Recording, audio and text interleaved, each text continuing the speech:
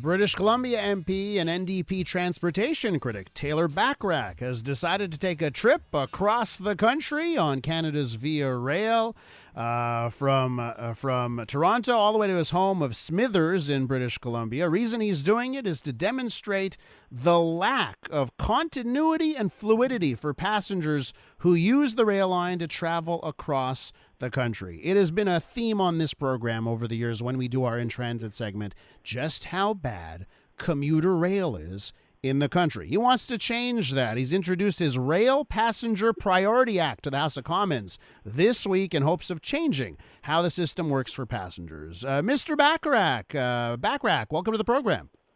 Good morning, Elias. How you doing? I'm doing well. So tell me about your travel here. How's it going right now in Saskatchewan? How's it been?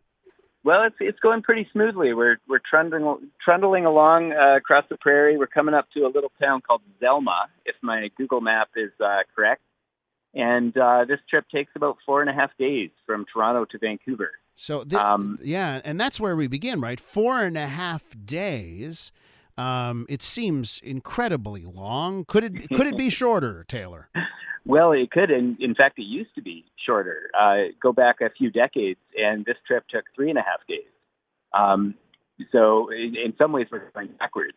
The reason it's now taking longer is because the passenger train frequently has to pull off onto sidings, which are tracks that run alongside the main track, to allow the freight trains to go past. And the delays that are caused by that mean that it takes longer to get where you need to go. So that's what my private member's bill seeks to change. It's a change to the Canada Transportation Act that would give passenger trains priority and make the freight trains pull over and let them through. And so hopefully, if we did that, then across Canada, passenger rail would become a more viable way for people to get where they need to go. And let me tell you something, as someone that has done the Montreal to Toronto run on Via many times, they say if you get the best possible train possible, they will promise you it'll take 4 hours and 50 minutes. That never happens. You always get pulled over to the side, and it turns into a 5 hours, 45 minutes, 6-hour trip. I got to ask you on the freight end of things, what's the impact to the economy if we switch it around and put the passenger rail first? Well, I think that's a fair question, and obviously rail transport is an important part of our economy when it comes to shipping freight. But, if we're talking about how long it takes for a flat screen TV to make it from a Canadian port to a Walmart somewhere in the Midwest, if it arrives a day later, is that as big a deal as people who need to commute to work, people who need to get to appointments in neighboring communities? I think moving passengers should really be one of the primary objectives of our transportation system. And it used to be, and what we've seen is a constant erosion through cutbacks, through service reductions, and through, the primacy of freight traffic over passenger traffic. So when you look around the world, other countries are doing a lot better job than Canada. And I'd love to see the federal government reverse that trend. And, let me tell you something. Of all the concrete things we could do in the environment dossier, I think, and I'll bring up the Montreal to Toronto because it's so relevant for our listeners. We don't have high-speed rail in this country. Now, at least it goes downtown to downtown. But if you want to go downtown Montreal, downtown Toronto, it'll take you 5.5 hours on a good day. And if we had high-speed rail, like other nations, we look at Europe when we see what they've got there. Imagine all the flights that wouldn't happen. The Montreal to Toronto flights that would not happen. Why don't we take this seriously, Mr. Bachrach? Why don't we take rail travel seriously just on the environmental front? Absolutely. Here's a way that we can reduce emissions. We can get people using clean, green transportation to get where they need to go. You talked about the corridor from Toronto to Montreal, Toronto to Quebec City, and the current federal government does have a plan to build a new dedicated passenger rail line on that corridor. Certainly expanding rail infrastructure in the most populated part of Canada, that's something we really support. But we want to see it done right. And the challenge with the Liberals' current plan is that they want to privatize it. They want to take it out of the hands of Via Rail and give it to a consortium of private investors who are going to use it to make profits. We want to see public passenger rail in Canada expanded. And we figure if rail between Toronto and Quebec City can make money for private investors, it can make money for Via Rail.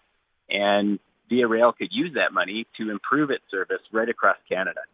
But on top of that, my biggest problem, from my aspect, I don't care if it's public or private, but I can see why there could be a good case for both sides of that. But my problem is it's still a milk run. Like they're like, oh, it's gonna be 4 hours and 15 minutes, and I'm like, oh, that's not good enough. It's not even proper high speed rail. Why can't we do those big things? Why can't Windsor to Quebec City? Why can't we have high speed rail there? Well, I think it's a fair question, and Toronto City Council, Montreal City Council, they've been writing to the federal government saying we don't want conventional trains that run at maximum 160 kilometers an hour. We want high-speed rail like the rest of the world and our G7 neighbors. Why can't Canada have proper high-speed trains through the most populated corridor in the country? So it takes vision on the part of the government. And, to their credit, they've modified their high-frequency rail project and asked the proponents to come back with options that include high-speed rail on certain segments. And they're going to be picking a proponent early in the new year. And we'll get to see what their proposal is for how to improve rail along that busy corridor. My concern is what happens when you take away 80% of Via Rail's revenue, which the corridor currently contributes. What's going to be left for the rest of the country? Via Rail is really going to have the guts and feathers of passenger routes in rural Canada. And the concern is that they're no longer going to be a viable Crown Corporation that delivers rail services. So, well, that's a good point. I'd like to see it strengthened. Yeah, and that's a good point too, because you know what? Again, if we were a responsible country here, we would be thinking big. Maybe Edmonton to Calgary, and Calgary, Vancouver, and just trying to think a little bit bigger about how we do rail travel. Absolutely. You look at Joe Biden in the States; he's making big investments in high-speed rail. He's talking Los Angeles to Las Vegas. He's talking about high-speed rail down from Vancouver to Oregon. I think you got to have a vision, and then you got to make the investments to get there. So and it's there's no reason true. why Canada can't do that in the most populated parts of our country. And you're bang on to bring up what's happening south of the border and the recent plans announced by the Biden administration. Let me wrap it up with you, Mr. Bachrach, talking about your Rail Passenger Priority Act. What's been the response? Any positive reception for your bill? Oh, man, it's been overwhelming. We've received over 100 emails from people across the country just in the past 48 hours. This really resonates with folks. I think people, they either remember a time in our country when passenger rail was more viable, or they've been to other countries and they've ridden trains that work really effectively. And they want that for Canada. I think it's just a huge opportunity. It's something that people support. And with the proper vision and the proper commitment from our federal government, we can get there. Live from a train in Saskatchewan, Taylor Bachrach is the MP for Skeena-Bulkley Valley and the NDP's transportation critic. Mr. Bachrach, thank you so much for your time. Thanks very much, Elias. Merry Christmas to you. Merry Christmas to you as well. Here's what I want for Christmas: high-speed rail in this country. Man, that was fun. Hey, and that worked out. Ladies and gentlemen, credit to Canada's cell phone networks for pulling off an in-motion train interview.